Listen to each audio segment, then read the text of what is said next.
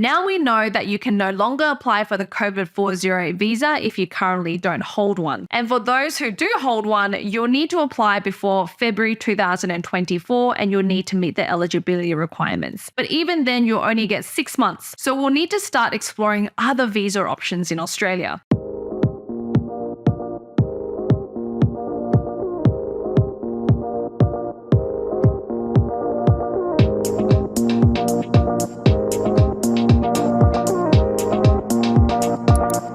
So what do we do now that the COVID-40 visa has been removed? Now, this video I recorded on the 25th of September 2023. So there may be changes in a couple of months, but this is what it is in my opinion as of today. For those of you who don't know me, my name is Tracy Chen and I'm an immigration lawyer based in Australia. I'm the principal lawyer at Mason Chen Law Group. If you want to get in contact with myself or one of our fantastic lawyers or agents, please feel free to reach out to us. I'll drop our contact details below. For more updates like this, make sure you hit the subscribe button and turn on notifications so you don't miss any changes in Australian immigration, as we know that it can change every day. So this is usually what we advise our clients. So you may be currently in Australia on a temporary graduate 485 visa and you're still waiting for an invitation to be invited for the 189, 190 or 491 visa. If you are invited before your current temporary graduate 485 visa expires, then that's great. You don't need to worry about anything, because if you apply for the visa while you're onshore, then you'll get a bridging visa to wait while it's granted. But if you're not invited before your temporary graduate 485 visa or before your current COVID-40 visa expires, then you're not left with many options. The first option will be going back onto a student visa, which I know a lot of people don't want to do, but it's one of the only options. And you'll need to consider a number of things. Because you're going back onto a student visa, you'll need to qualify for the student visa. So you need to demonstrate that you're a genuine student, that you have the funds, and it also matches your education profile. So if you've done a bachelor, then you came to Australia to do a master's and you got your temporary graduate 485 visa, and now you're looking to apply for another student visa, then you'll need to apply for something that matches your profile to increase your chances of a student visa grant, because you don't want your student visa to be refused. Now, it's important to remember here that when the student visa is granted, you'll need to go back to limited working hours, which is 24 hours per week, as you'll be on a student visa and you need to continue your course. So that is one of the first options that we tell our clients. The second option would be one of the employer-sponsored visas, and this will really depend on how much work experience you have in your nominated occupation. So the first one would be the 407 training visa. Now, I've done proper videos on all these visas so you can have a look. This is just a very high-level overview of the requirements for the visa. You do need to have recently graduated and you do need to have relevant work experience in your field, but they're a little bit more relaxed with the work experience, and also it doesn't need to be for at least 24 months, unlike the 482 visa, which I'll explain next. To apply for this visa, your employer will have to agree to sponsoring you under the 407 training visa. They'll need to become a temporary activity sponsor. They'll need to nominate you and show a training plan to the department, and they can lodge the visa for you. The good news is that these visas are not taking long to get approved. I've done a few ourselves recently, and they're only taking a couple of months. If not, like I did one and it got approved in like 3 weeks. So it's pretty easy. The next option would be the temporary skills shortage 482 visa, which is a great visa because it offers you a lot of pathways and stability towards your permanent residency application. The 482 visa, you'll need to have the relevant qualifications and at least 2 years full-time work experience to apply. The good news is that 2 years full-time work experience does not need to be post-qualification. So for example, if you're a chef and your restaurant employer wants to sponsor you for this visa, you may have completed your diploma, your certificate 3 and certificate 4, and during that time you're working as a chef. And then after you completed your diploma, you went on to the 485 visa and you continued working as a chef. All of that work experience can be used to apply for your 482 visa. And then there's obviously great pathways to permanent residency. The third option would be the direct entry 186 visa. So if you have completed your qualification and you've got 3 years full-time work experience post-qualification, you would be eligible for the 186 visa. There's a lot of things to consider here